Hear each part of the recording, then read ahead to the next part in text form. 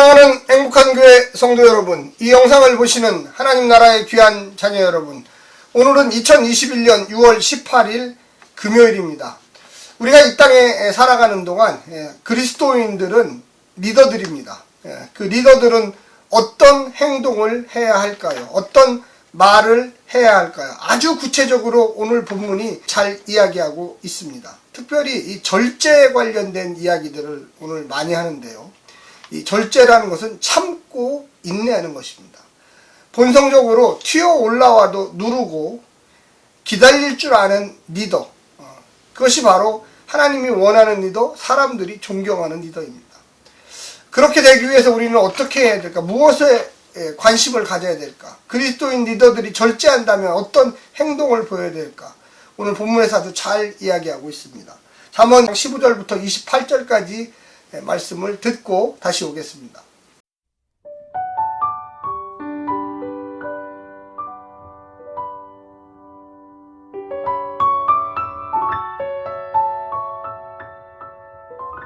오래 참으면 관원도 설득할 수 있나니 부드러운 혀는 뼈를 꺾느니라. 너는 꿀을 보거든 조카리만큼 먹으라. 과식함으로 토할까 두려우니라. 너는 이웃집에 자주 다니지 말라. 그가 너를 싫어하며 미워할까 두려우니라. 자기의 이웃을 쳐서 거짓 증거하는 사람은 방망이요 칼이요 뾰족한 화살이니라.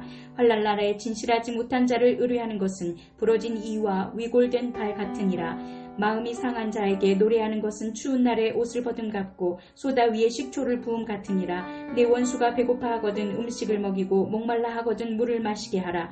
그리하는 것은 핀 숯을 그의 머리에 놓는 것과 일반이요 여호와께서 내게 갚아주시리라. 북풍이 비를 일으킴같이 참수하는 혀는 사람의 얼굴에 분을 일으키느니라. 다투는 여인과 함께 큰 집에서 사는 것보다 움막에서 혼자 사는 것이 나으니라. 먼 땅에서 오는 좋은 기별은 목마른 사람에게 냉수와 같으니라.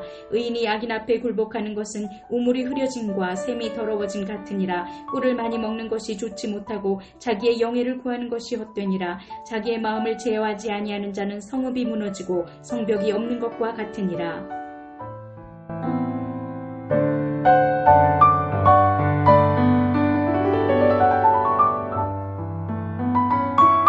오늘 본문은 설득력 있는 부드러운 언어의 힘과 올바른 삶의 태도를 교훈하는 다양한 잠언들이 소개되고 있습니다.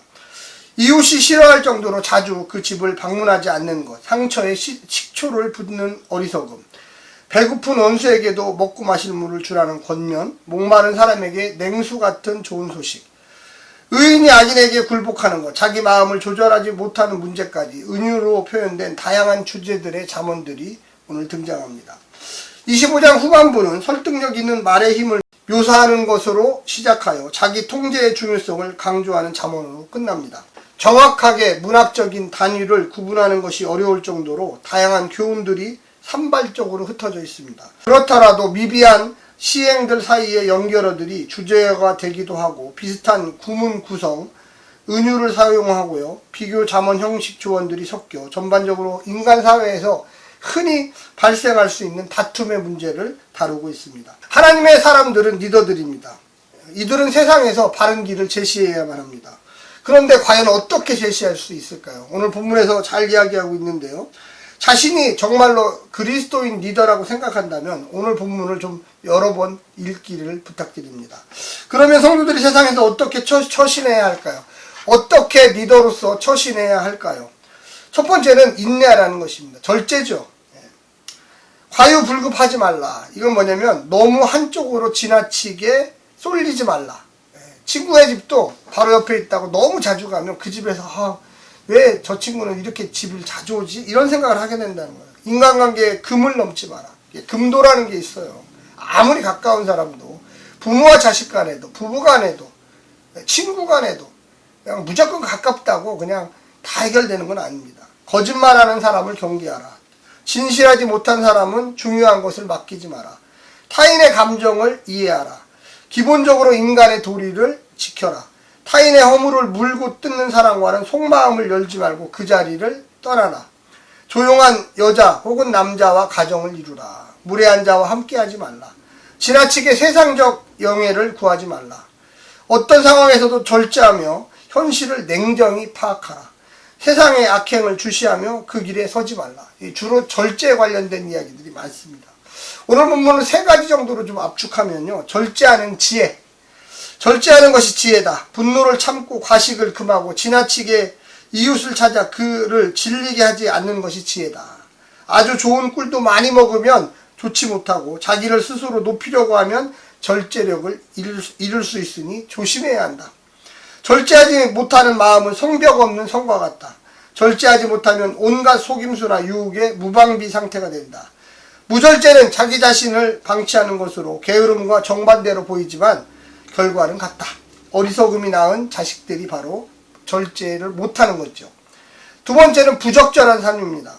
지혜롭지 못한 부적절한 삶의 예들을 보라. 이웃에 대한 거짓 증거하는 자, 어려울 때 패역한 자를 의지하는 것, 마음이 상한 자 앞에서 노래 부르는 일, 참소하는 혀, 다툼은 모두 부정적인 결과를 가져옵니다.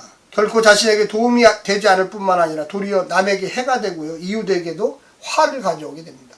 마지막 3번째는 적절한 삶입니다. 지혜로운 삶은 절제하는 삶이며 때에 맞게 행동하는 것입니다. 원수에게 은혜를 베품으로써 원수가 부끄러움을 느끼게 하고 자신을 돌아보게 하거나 좋은 소식을 전하는 목마른 자에게 생수를 마시게 함과 같은 시원함을 주는 것입니다. 의인이 결코 악인 앞에서 굴복하지 않는 모습 등이 지혜로운 길입니다. 자신을 상대화하고 하나님의 역사 주권을 인정할 때만 보일 수 있는 태도가 아닌가 생각합니다. 그게 바로 적절한 삶입니다. 오늘 하루 절제하는 삶, 예수 안에서 적절한 삶, 부적절한 삶을 피하는 믿음의 백성들 되시기를 간절히 부탁드립니다. 샬롬.